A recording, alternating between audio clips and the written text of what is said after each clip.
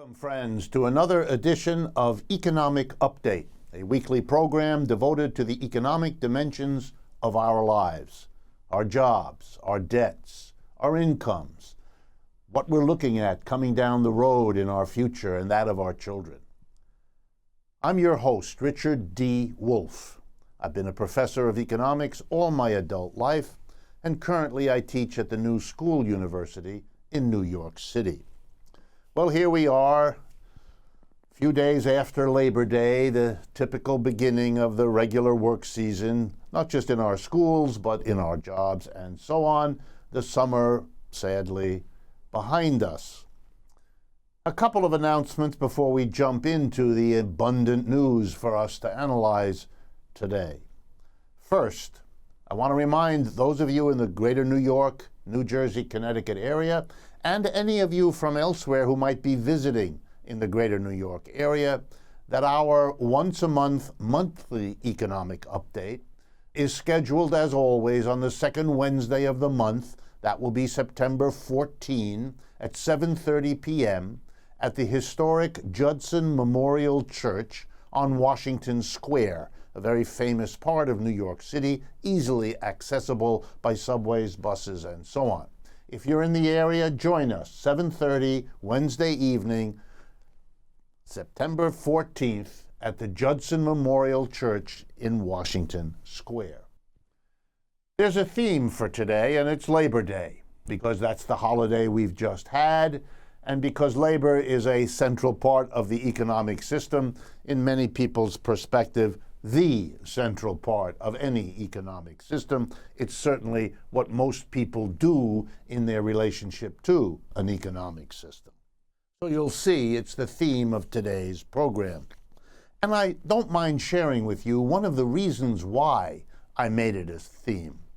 I decided on Labor Day itself, September 5th, Monday, to take a look at what is arguably the newspaper of record of the United States, the New York Times. So I opened up my edition of the New York Times, Monday, September 5th, Labor Day, to see how that newspaper dealt with the national holiday of Labor Day. And it was a wonderful example in how sometimes silence speaks more loudly than anything you can say.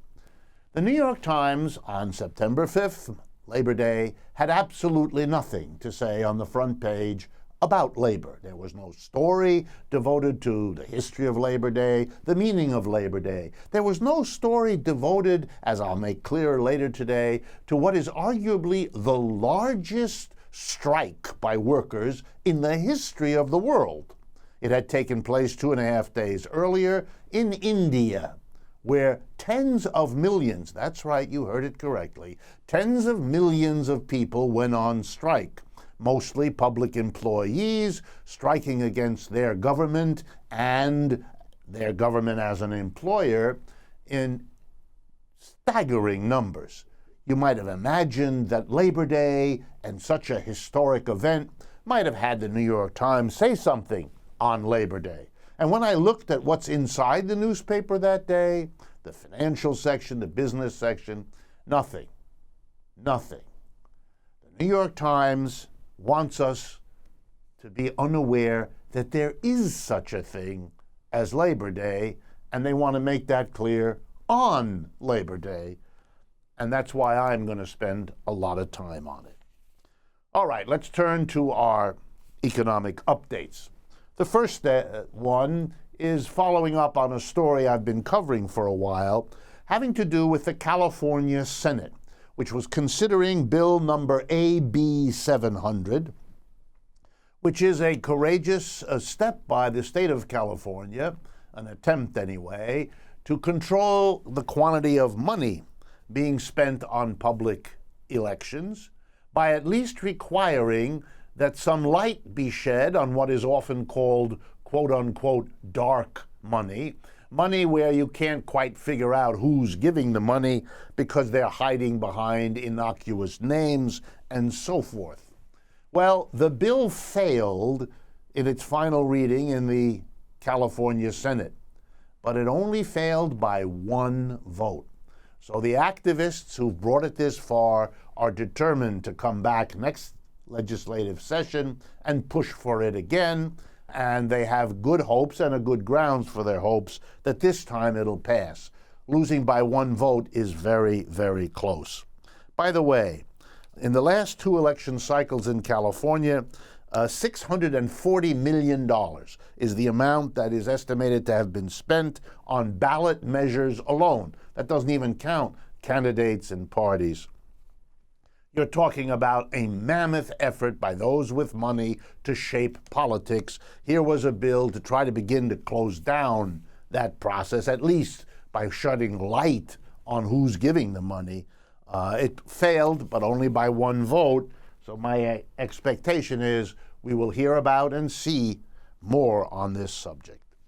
Another story that we've covered earlier has something further to be said. This has to do with Heather Bresch. She's the chief executive officer, the CEO of Mylan Pharmaceuticals, a huge pharmaceutical company that got into trouble in recent weeks for having jacked up the prices of an anti-allergy injecting pen, particularly used in schools across America, having raised the price many, many times over recent years in order to earn millions and millions and millions of dollars. That's not the scandal I want to report on. I already did, and it's in the press. What I want to do is to offer a solution and to use history as my example of what the solution might be. Have there been other industries in the history of capitalism, particularly in the United States, that have behaved so badly, gouged their prices, gouged their customers so badly that the mass of people have said it's intolerable? The way they might now say about drug pricing, because Mylan is only the latest in a whole series. And by the way, I should mention that Heather Bresch and Mylan didn't just outrageously raise prices, they also engaged in those kinds of inversions, they're called, tax hustles in which you move your headquarters over to Ireland or another European country to get out of paying the taxes you would otherwise have had to pay to Uncle Sam. They did that at Mylan too, just like Pfizer and others that we've reported on. Well, the answer historically is yes. And the two famous examples are utilities, like electric and gas and water companies on the one hand, and insurance companies on the other. These have often been companies that have raised their prices so outrageously, both to the consuming public and to other capitalist businesses who, after all, have to buy electricity and water and gas, and who also have to pay for their insurance for their businesses. So what we did in America is we created commissions. Every one of the 50 states has a utility commission and an insurance commission. And here's what they do. They require the private companies to come before them, to show them what their actual costs are, and then the insurance commission or the utility commission says, okay, you can charge a price that brings you a reasonable rate of return, 5% or 8% or whatever the commission decides, and that's all. You can't raise your prices above that. A commission to at least reduce the amount of, well, let's be polite, money-making and profit-making that the utility companies and the insurance companies used to get away with before the commissions at least limited what they did. Simple question. Yes, we need utilities. Yes, we need insurance. And yes, we need pharmaceuticals, drugs and medicines. But after stories that we've been hearing now for months, for years, isn't it time we had a serious discussion about a drug commission? And indeed, commissions responsible to elected officials should be governing all the prices we pay. But after the history of gouging that we've now seen with utilities, insurances, and drugs, the drugs might be the next place to go. I want to talk to you about airlines as my next update. And here I'm grateful to the October issue of Consumer Reports magazine that did a bang-up job on airlines. And here's what I want to talk about. Back in 1980, let me get my dates right, 1980, we had 24 airlines here in the United States competing for our business when we flew someplace. By 2016, thanks to the Reagan administration and many administrations since then, Republican and Democrat, we have seen our deregulated airline industry go from 24 carriers competing to only 4.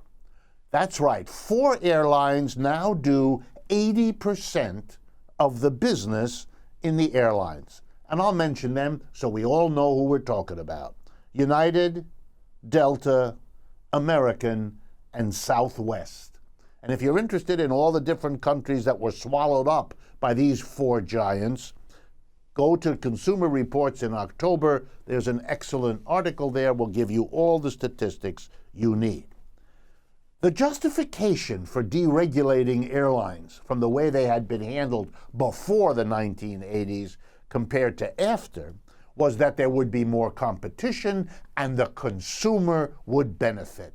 That was the promise, but that was not what was delivered. Today, 2016, what have we all seen? One of the things the airlines began doing in their deregulated states was charging us for things they had never charged us before.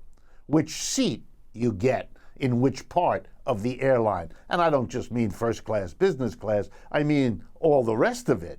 Charging us for baggage handling, charging us for whether we can get earlier on the airplane than other people, charging us for meals. You get the picture. Those of you who fly know this all too well. Then they put more and more seats in each airplane so that the effect of being in a sardine can is not lost on anybody who flies at least in economy class, which is the vast majority of those of us flying.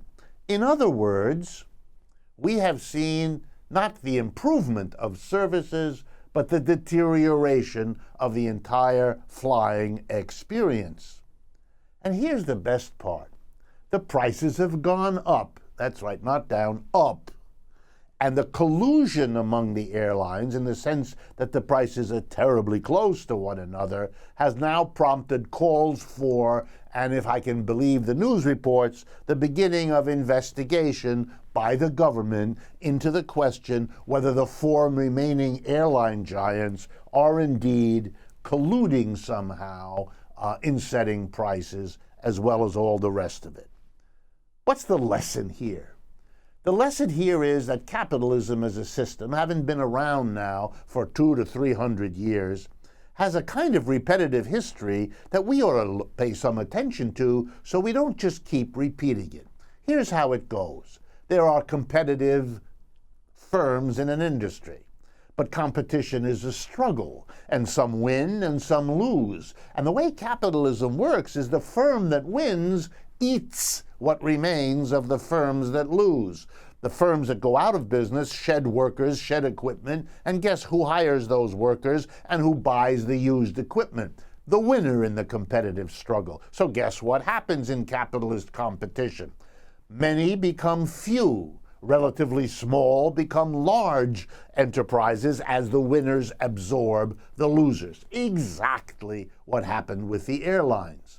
And pretty soon, when there are only a few left, they enter into one or another kind of gentleman's agreement, shall we say, understanding, collusion, a lot of words for this.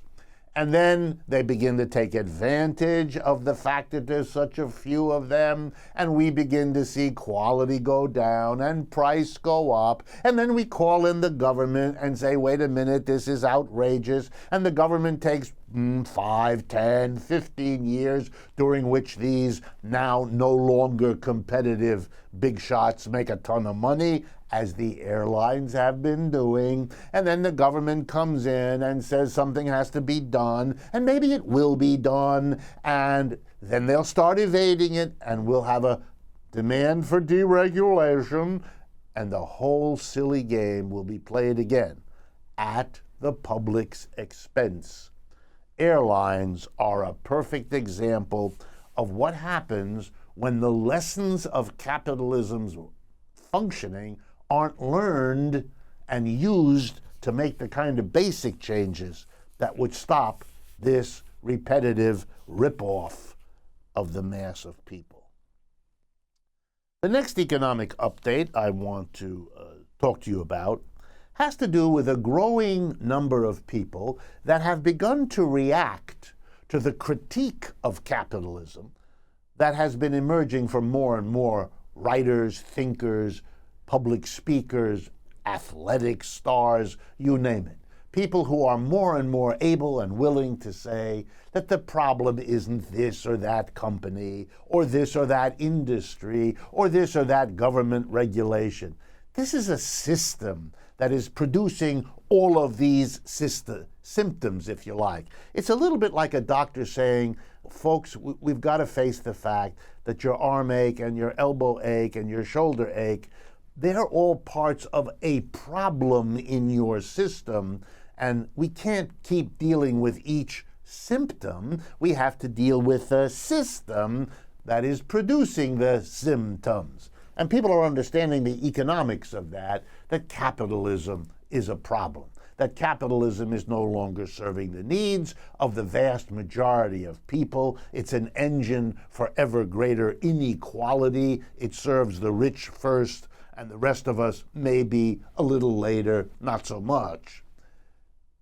The defense of capitalism, therefore, is becoming more urgent for the people who don't like the system to be questioned, who got used in the past 50 years to no questions being asked about capitalism, to this system being treated as though it were the bestest possible world, and therefore anybody who questioned it was either uneducated or somehow devious.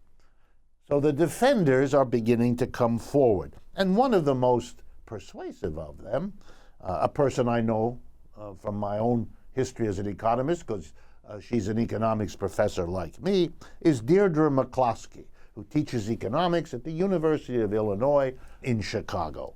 And she makes a point that others are making, and so I wanted to respond, or if you like, refute their argument. Here's their basic argument.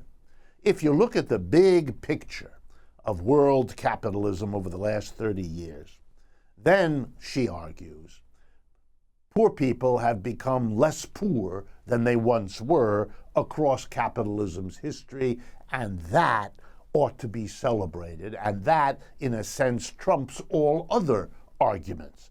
And particularly if you look at places like India and China, the people there, particularly in the last 30, 40 years, if you look at the average income per person, statistics, gross domestic product per person, those kinds of numbers, they are less poor than they used to be. My response to that is, let's take a closer look. Are they less poor on the average? Yes. Let's give Professor McCloskey that. But let's do a little context that Professor McCloskey isn't so willing to confront.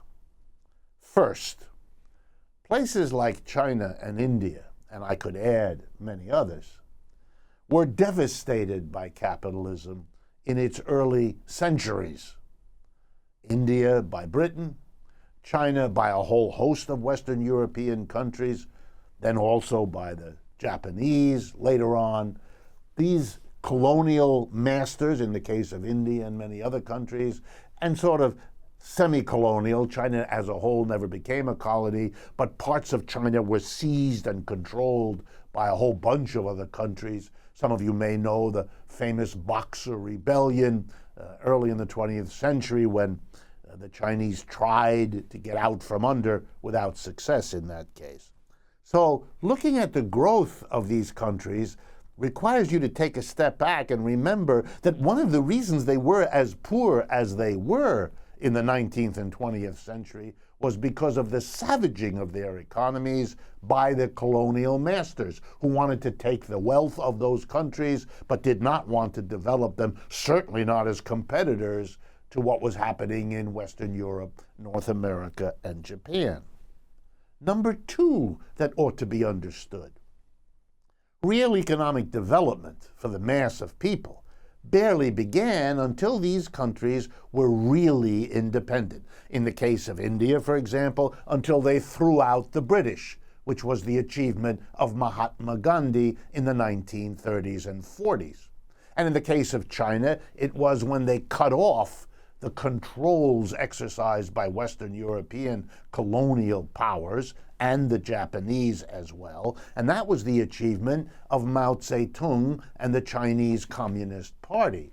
And in the aftermath of their independence in India and their communist revolution in China in the late 1940s, these societies saw a rapid transformation of the economic foundations of their society by Nehru and Gandhi and his followers, who were all socialists in India, and by Mao and his followers, who were all communists in China. So that the interesting development of what happens after that also owes a good bit to what was done by then. Third considerations. In China, in India, in Brazil, the kind of development capitalism is bringing to them raises the average that Deirdre McCloskey is so interested in, the average income, but it doesn't make that society at all more equal. In fact, the opposite. The average masks the fact that a tiny number of people at the top, as a percentage of their societies, have become very wealthy indeed. That's why the average has gone up, because the development they've had, precisely because it is a capitalistically organized development, particularly in the last 20, 30, 40 years, has put most of the wealth at the very top of those societies. That's why tens of millions of people in India went on strike a few days ago, in the largest strike probably in human history, which I'll have more to say about in the second half of the program. But Deirdre McCloskey ought to be fair and say inequality has grown in China and India alongside the average going up, and that certainly changes the picture. And finally, one of the key causes of why wages and incomes have risen on average, far from everybody, because the mass of poor there are unspeakably poor, particularly in places like India and Brazil, a little less unequal in China. But it's important to remember that that happened in part because capitalists left Western Europe, North America, and Japan over the last 30 and 40 years, moving production, first of manufacturers, then of services, to places like India, China, and Brazil, which is why we all know Made in China is the label we see on virtually everything we buy. That's because capitalists made more money by shifting from higher paid workers in the United States and Canada, in Western Europe, in Japan, to much lower paid workers. That was great for their profits, but it has left in its wake devastated populations of working people in Western Europe, North America, and Japan. The capitalist system, in other words, boosted the welfare and the standard of living to some degree, very unequally, in the third world, as we used to call it, but did so at a devastating price to the working classes in the countries they abandoned, Western Europe, North America, and Japan. That's nothing for a capitalist system to be proud of. And by the way, we are seeing the anger, whether it's in Brexit or the support for Mr. Trump or the movements, Occupy Wall Street, Bernie for president, you name it, the signs of anger, resentment, bitterness, and loss of working class populations in the devastated, abandoned parts. Capitalism managed very badly very unequally, very unjustly. Yes, it raised the average in India and China. But to look at that and abstract from all the things I pointed out to is an argument designed to recoup something from the history of capitalism other than an exposure of the unnecessary and unjust way it has developed, if that's even the right word, the modern world economy. My next update is actually more of an announcement. I want to read to you a quotation. It was sent to me by a listener, and I'm very grateful that she did so. And it struck her, and therefore it strikes me as well, as somehow a fitting way to end that little discussion we just had about what capitalism did or didn't achieve, what it is or isn't responsible for, etc. I want to read to you a statement written by arguably the greatest scientist of the last century, a man by the name of Albert Einstein. In 1949, at the beginning of a journal, an independent socialist journal here in New York City called The Monthly Review, which he supported, he offered them, and they published in their inaugural issue, an essay by Albert Einstein called Why Socialism? For some of you who may not know this, Albert Einstein was a socialist. And I want to read to you what he says about capitalism as a system. This is a quote, direct quote from his essay. This crippling of individuals I consider the worst evil of capitalism. Our whole educational system suffers from this evil. An exaggerated competitive attitude is inculcated into the student, who is trained to worship acquisitive success as a preparation for his future career. I am convinced there is only one way to eliminate these grave evils, namely through the establishment of a socialist economy, accompanied by an educational system which would be oriented toward social goals. Albert Einstein, a scientist, Albert Einstein, professor at Princeton University in New Jersey, and Albert Einstein, a socialist critic of capitalism, whose comments are as pertinent today as they were half a century ago when he wrote them.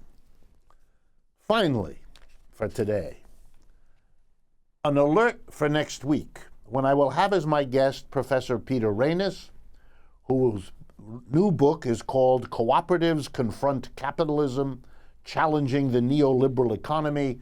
I think it'll be extra worthwhile for you to listen in. We've come to the end of the first half of this program. Let me remind you, please, to stay with us. We will have a short break, and then we will be back. And then our focus in the second half today will be Labor Day and the issues, problems, and struggles of labor in the global capitalist system right now. Stay with us. We'll be right back. Welcome back to the second half of Economic Update. I'm your host, Richard Wolff, and today, in this second half, we want to deal with labor. It's Labor Day that's just passed. It's Labor Day that, as I pointed out in the first half, has been ignored by major parts of the American media establishment. And it's labor that deserves our attention anyway, just as the important topic it always has been. And I want, as always, to preface my remarks by reminding you that we maintain two websites, rdwolf.com and democracyatwork.info. These two websites enable you to communicate with us, to follow us, to share what we do with other people. They have a complete archive of every weekly radio program we've ever done. They have ways for you to follow us on Facebook and Twitter and Instagram. They're full of materials and mechanisms that we update and add to every day. 24/7 it's available to you, no charge whatsoever for anything that we put up there for your use. So please, make use of it. Share what we are doing on this program with others.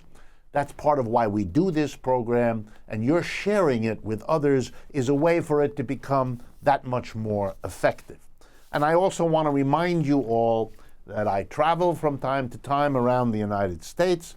If you're interested in having me come to where you are, please get in touch with us through either of those websites is the best way to do it. And likewise, we're always looking for new radio stations that might, or television stations for that matter, that might be willing to carry this program. For those that are not aware of it, we are now carried on 71 radio stations across the United States and 2 television stations, one in Manhattan, New York City, and one in the Bay Area in California. Okay, let's turn to labor and Labor Day. Let's begin by noting some facts about labor today that you may not have known about, but that are important to understand because of their social implications, and are the kinds of stories that ought to have gotten a great deal more attention, especially on Labor Day, than they did.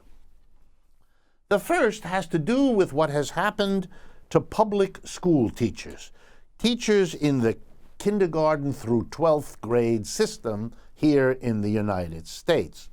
Recent research by the Economic Policy Institute in Washington that you can find at epi.org, as well as a very nice story on the 1st of September in the Bloomberg news service, talks about what has happened to public school teachers. And I'm just going to mention a couple of the key statistics because of what they suggest about labor in the United States. First, the research shows that teachers who have a bachelor's or a master's degree, as most teachers are required to have, earn 78% of what other workers in America earn who have the same educational level. In other words, if you go to college, and if you go to a master's program beyond that, if you choose to go into teaching, you will get roughly a quarter less pay than if you go into other fields with the same qualifications. And it varies a great deal among states. And because I want you to get a picture of this with me, I'm going to mention the 5 states that pay their K through 12 teachers the most, in the sense that whatever your qualifications, you get nearly as much as a teacher as you do if you go into other fields. No one quite matches it. The lovely state of Wyoming comes closest, paying its K through 12 teachers almost 100% of what people with the same qualifications get in other fields. The other 4 top states are Rhode Island, Alaska, Montana, and New York. What are the 5 worst states? That is, they pay their teachers much, much less, even with the same qualifications, as they do to other people who take those qualifications into other fields. In order of awfulness in terms of what they pay their teachers: Virginia, New Mexico, North Carolina, Colorado, and the worst, Arizona. Now, why do I talk about this? First, I want you to see a pattern. Back in 1980, people with qualifications who chose to become teachers earned only 8.5% less than what they earned in other fields. Now it's 17% on average, which is twice the differential. Teachers are being discriminated against in terms of their pay. And as if that weren't bad enough, over the last 8 years, since the capitalist crisis that we're in hit us, over the last 8 years, that's roughly 2008 to 2016, the number of teachers, educational jobs held in K through 12 schools in America has dropped by 243,000 fewer educational jobs. But what has happened to the number of students attending school? It's gone up by 1.2 million. That's right. We have over 1 million more students in our schools, serviced, taught, helped by 250,000 fewer teachers. No wonder that the productivity of the American worker is shrinking, is having a rate of growth much lower than it used to be. We're not investing in education. And think about it with me as an economist for a moment. Almost every economist I've ever met has said to me at one point or another, the future of the United States economic system in the world will depend, more than on anything else, on the quality and the quantity of our labor force. Well, the quality of our labor force is shaped above all in the schools we put our children through, K through 12, and then whatever higher education they pursue. If we cut back spending on that, we are, in an economic sense, shooting ourselves in the foot. We're deciding to react to the problems of capitalism, the crisis, the depression, the recession, the limp and lame recovery that bypasses so many. We're reacting to all that problem of capitalism by shortchanging our school system. And that's self-destructive and self-defeating, and one ought to ask why. The next fact. Two professors, pretty well known, one is named Lawrence Katz, he's at Harvard, and the other one is named Alan Kruger, he's at Princeton, did a paper that they published back in March of this year, in which they tried to figure out how many more workers are no longer enjoying a secure job with clearly defined tasks and hours so that they can build a stable life around it, versus how many people are more and more stuck in what they call alternative work arrangements, irregular contracts, what other countries call precarious labor, work that's done under a contract that may or may not be renewed, either from month to month or week to week, or even from some cases from hour to hour. And their basic discovery is that over the last decade, there's been a 50 to 60% increase from 10% of the labor force 10 years ago to almost 16% of the labor force is in irregular, precarious labor. That's labor that often has little or no benefits attached to it. That's labor that is harder for unions to organize. That's labor that is at the beck and call of their employer, terribly afraid of raising any questions for fear that the job will go to someone else. Jobs are becoming more secure, as well as all the other problems besetting the labor movement. And finally, what about that labor movement, organized labor, the unions? Let's talk a little bit about them, since a great deal of nonsense is spoken about them. 40, 50 years ago, the percentage of the American working class that was organized into a union, and by that I mean that had an organization that bargained with the employer and developed with that employer a contract that had to be signed by the union on the one hand and the employer on the other, mandating for a period typically of 3 years what the wages would be, what the working conditions would be, what the rights of the employer would be, what the rights of the workers would be, and so on. The number of workers, the percentage of our labor force in America that was covered by a trade union negotiated collective bargaining agreement was about 30%. Today, it's about 11%. That is a staggering decline in the proportion of our labor force that is represented by a union, that has a union bargaining for it, defending it, negotiating with the employer on the worker's behalf, and so on.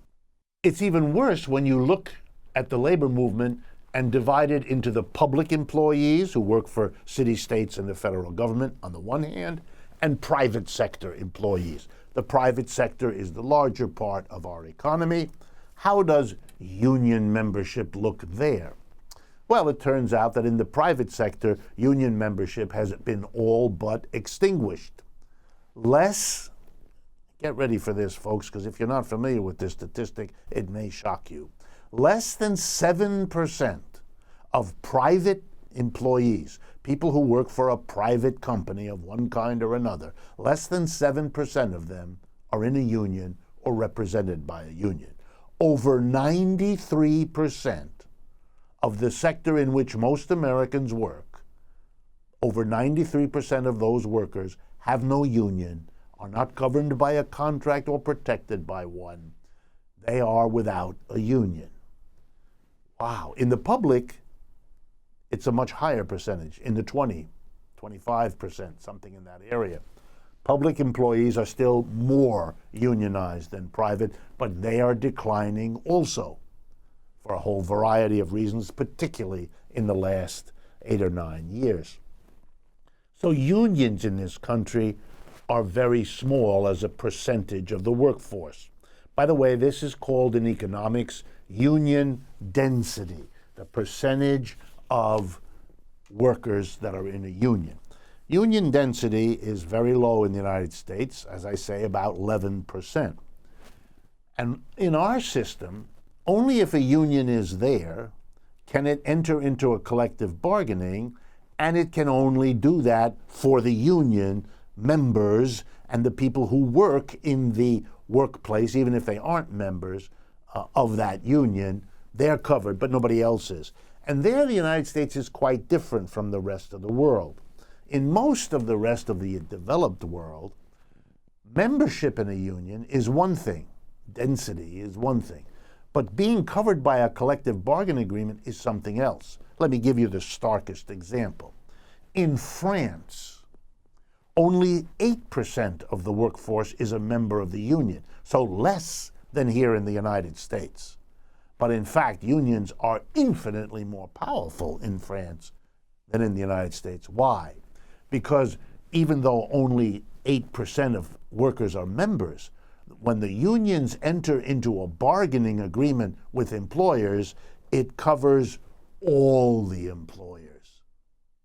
So for example, what's called collective bargaining coverage. How much of what the union negotiates and bargains with the employer, how much of that covers what percentage of workers? In France, it's a stunning 98%. That's right. 98% of workers are covered by the agreements negotiated by unions. In Italy, it's 80%. In Germany, it's almost 60%, and so on. In the United States, 11%. In other words, membership can vary, but when you get to the power, does what the union fights for really serve the mass of workers? Then the answer is, in other countries, yes. In the United States, no. I want to turn next, not to union facts and labor facts, but to labor and union struggles. Because the struggle between labor and management, between capital and labor, between employer and employee, never stops. And the reason it never stops is because their interests are in fundamental ways opposed. And so, of course, they enter into conflict. If you were seriously interested in the conflict that never goes away, you'd have to face what the clash of interests is. But folks who don't want to look at capitalism as a system that produces people with clashing interests and therefore labor struggles avoid that topic. We won't. So let's begin. I'm going to begin with something I mentioned before. Tens of millions of people. The unions claimed 150 million. Even if it isn't, it is clearly, if not one of, if not the largest labor strike in the history of the world. It's certainly one of them. It happened on September 2nd of 2016 in the country of India. Tens of millions of public sector workers went out on a day-long strike. The strike was called after talks with Finance Minister Arun Jaitley broke down. Union leaders had rejected his offer, and folks, really pay attention here because you'll understand a great deal of world economics with simply the next basic statistic. The union leaders had rejected the finance minister's offer to raise the minimum wage for unskilled workers from $96 a month to $136 a month. That's right, you heard those numbers right. The government is only willing to pay people a minimum wage of $136 a month. That's right, it's about $25 a week for full-time labor.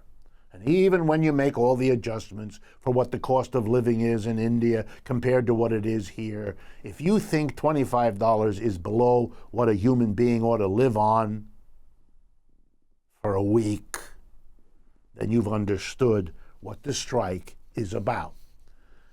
Average standard of living of India gone up? Yeah, but the condition of millions of people, hundreds of millions of people, public and private, is awful. Capitalism there is awful, and the working class knows it, feels it, and is struggling over it. Next example.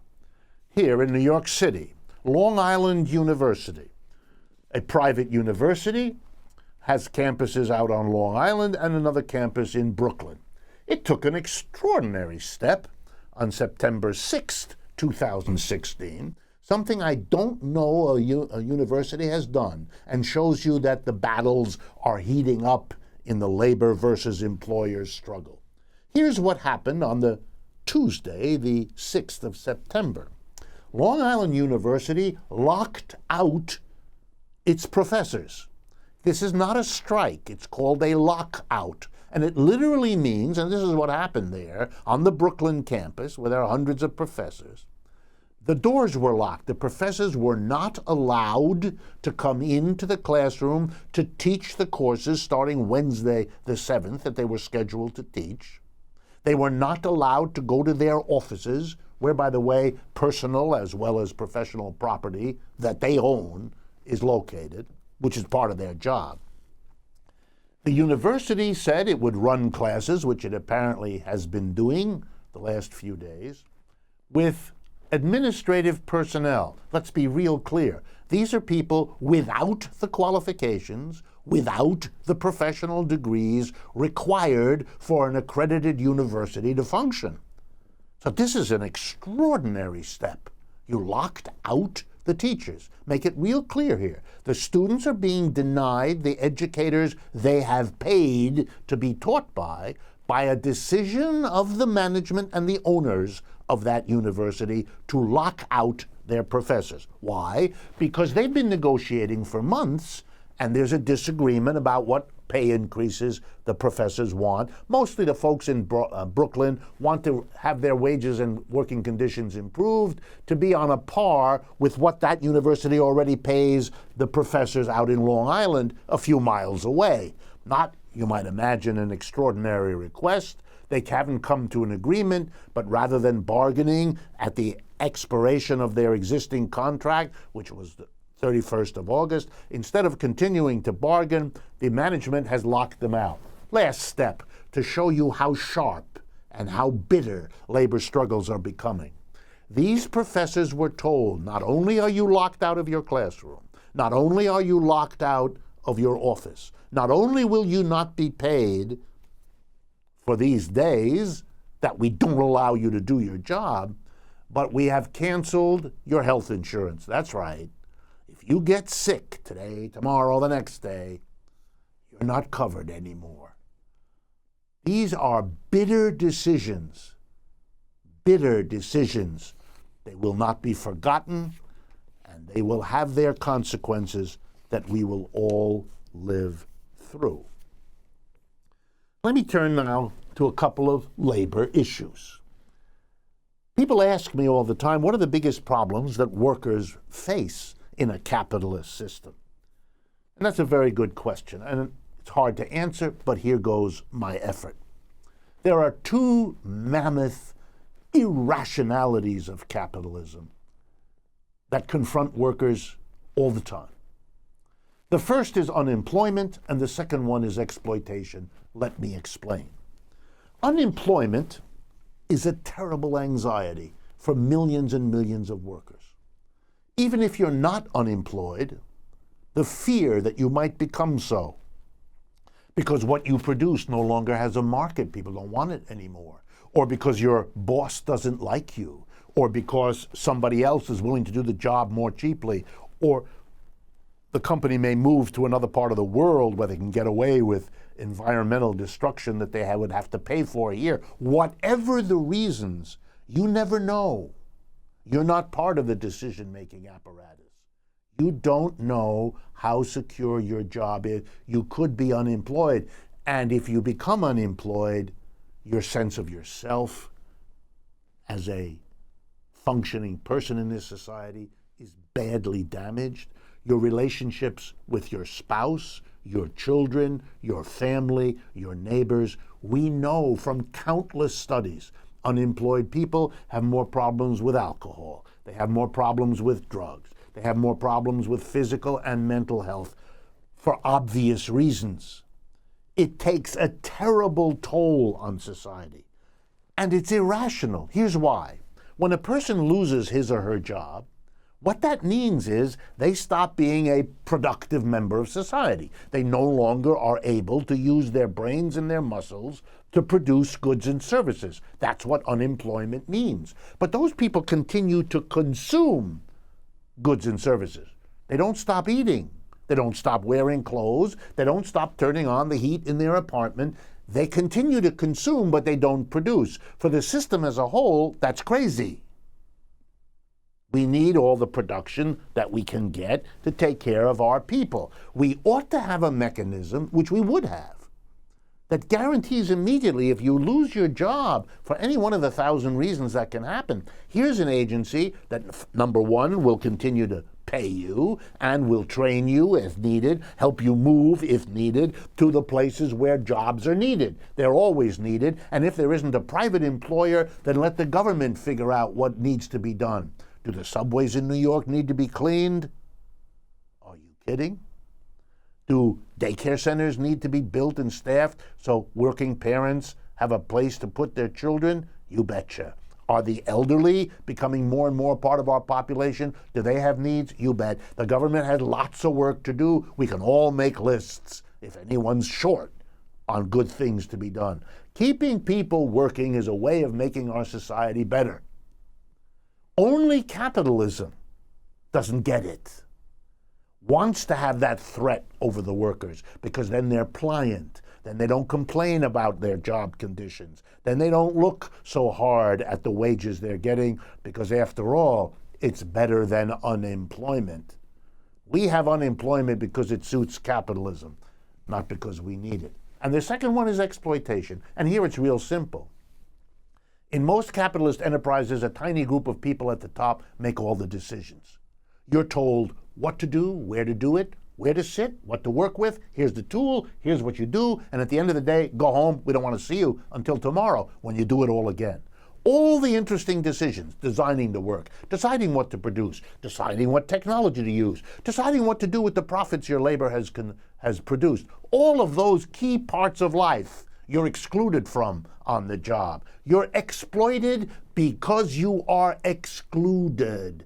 And that has an impact on your psychology, your sense of yourself, your sense of what you're entitled to, your sense of being a citizen at the workplace, which of course extends then to your role as a citizen in the larger community. It hurts having the fruits of your labor taken from you and having no say over how they're used. Organizing production in a capitalist way exploits workers because it excludes them from important parts of a full, complete, integrated life. This used to be called the problem of alienation, of people feeling disconnected from themselves as full human beings because on the job they have so little power, they have so little influence, they are required to be so passive. They've required to be so reactive. It's a constriction of the human experience that capitalism puts every worker through. The world would be a radically different place if we got rid of unemployment and we got rid of exploitation. It would be a way of honoring our working people, to take those scourges away from them. It is something that a Labor Day worth the name would long ago have inscribed on its banner: no more unemployment and no more exploitation. It's a way I would like to honor Labor Day, at least on this program. Before we close for the end of today's program, let me again remind you, please partner with us. Take parts of this program, share them with other people. You can do it directly. You can do it through our websites, rdwolf.com with 2 F's and democracyatwork.info. That's all one word, democracyatwork.info. Thanks for being with me. I look forward to speaking with you again next week.